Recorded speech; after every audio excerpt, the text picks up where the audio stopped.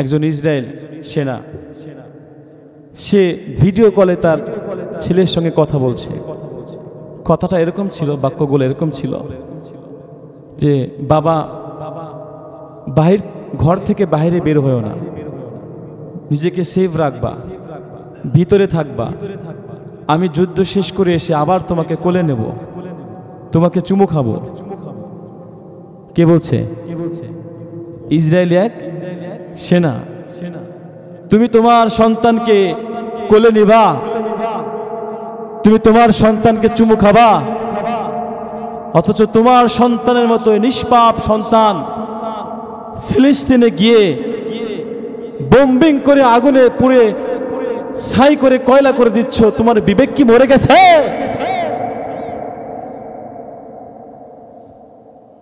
কত সন্তানকে বাবা ছাড়া করছো, বিবেক কি মরে গেছে তোমাদের? এরা কি সন্ত্রাস? এরা কি আল্লাহর জমিনে ত্রাস সৃষ্টি করে? বিশ্ব মিডিয়া তোমরা কি এগুলো দেখো না? আরেকটা ভিডিও আপনারা দেখেছেন, একজন মা তার সন্তানের জন্য অপেক্ষা করছে। 3টা সন্তানকে সে হারাইছে। সে ভাবছে হয়তো কেউ না কেউ তো বেঁচে আছে, কেউ না কেউ তো আসবে। একটু পরে যখন তার সামনে লাশের কফিন নিয়ে আসা হলো, লাশের কফিনগুলো যখন খোলা হলো, সে তাকিয়ে দেখে তার 3টা ছেলে শহীদ হয়ে আল্লাহর জান্নাতের ভিতরে ঘুমাচ্ছে। পরিবারের কোনো খোঁজ নাই। ছোট্ট একটা বাচ্চা জুতা বুকে জড়ায় নিয়া হাও মাও করে চিৎকার করে কাঁদছে, হাও মাও করে চিৎকার করে কাঁদছে, আর বলছে আমার বাবার শেষ স্মৃতি এটাই, আমার বাবার শেষ স্মৃতি এটাই। আমার বাবা আমাকে ক্ষুধার্ত রেখে খানা আনার জন্য কোথায় গেছে, আমি আমার বাবাকে হারিয়ে ফেলেছি, আমি আমার বাবাকে হারিয়ে ফেলেছি, আমি কি খাবো, কোথায় যাব, আমার কোনো ঘর নাই, বাড়ি নাই, কে আমার লালন পালন করবে? ছোট্ট একটা ছেলে। এই হলো অবস্থা ফিলিস্তিনের। হাজরিন, আমরা কত সুখে আছি, আমরা কত ভালো ভালো খাবার খাচ্ছি, আমরা তাদের জন্য একটুও কি কিছু করতে পারি না? দেখেন তাদের চিৎকারে আকাশ বাতাস ভারী হয়ে যাচ্ছে। তারা আল্লাহর কাছে বলছে, মাতা নাসরুল্লাহ, হাসবুনাল্লাহ নি'মাল ওয়াকিল, নি'মাল মাওলা ওয়া নি'মান নাসির।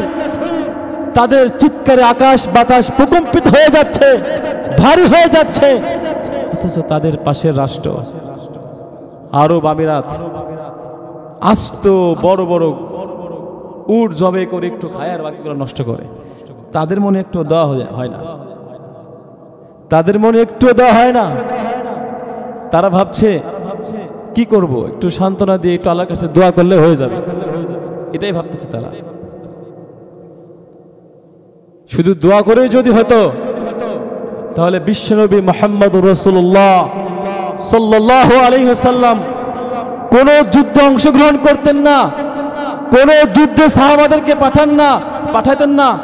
তিনি 27টি যুদ্ধে অংশগ্রহণ করেছেন এবং মুসলিম জাতিকে জানিয়ে দিয়েছেন, হে মুসলিম উম্মাহ, যখন তোমাদের উপর হামলা আসবে, মামলা আসবে, নির্যাতন হবে, সারা পৃথিবীর মুসলমান এক হয়ে যদি তোমরাও লড়তে পারো, ইনশাআল্লাহ তোমাদের বিজয় সুনিশ্চিত, একদিন তোমাদের বিজয় হয়, বলেন ইনশাআল্লাহ।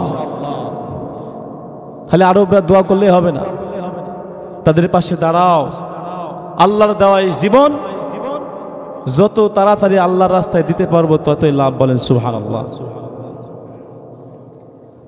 বদরের যুদ্ধে আল্লাহর হাবিব সাল্লাল্লাহু আলাইহি ওয়াসাল্লাম, ওই পাশে কাফেরেরা আর এই পাশে ইমানদারেরা, আল্লাহর হাবিব সাল্লাল্লাহু আলাইহি ওয়াসাল্লাম দাঁড়ালেন।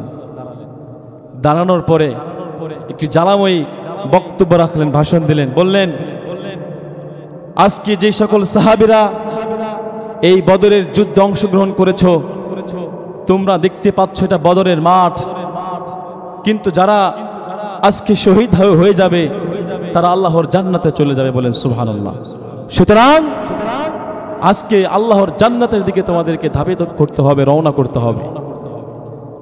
একজন সাহাবী, তার নাম সাইয়্যিদুনা উমাইর ইবনে হুমাম রাদিয়াল্লাহু তাআলা, তিনি বললেন, বাহ বাহ ইয়া হাবিবাল্লাহ, আপনি চমৎকার বলেছেন, সুন্দর বলেছেন, নবীজি সাল্লাল্লাহু আলাইহি সাল্লাম বললেন, মা ইয়াহমিলুকা আলা কওলিকা বাখবাখ ইয়া উমাইর, হে উমাইর, তুমি আমার এই কথা শুনে এই কথা কেন বললা?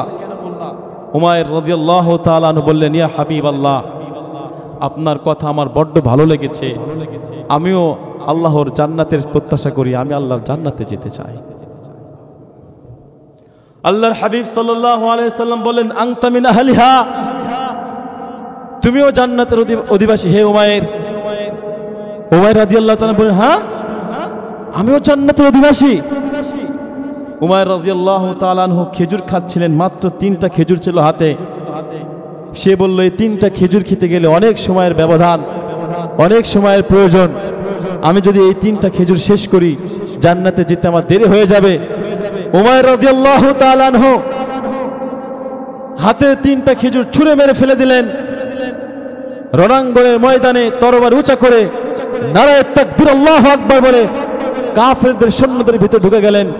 যুদ্ধ করতে করতে কয়েকজন কাফেরকে কচু কাটা করে দিয়ে তিনিও আল্লাহর জান্নাতে চলে গেলেন। বলেন সুবহানাল্লাহ।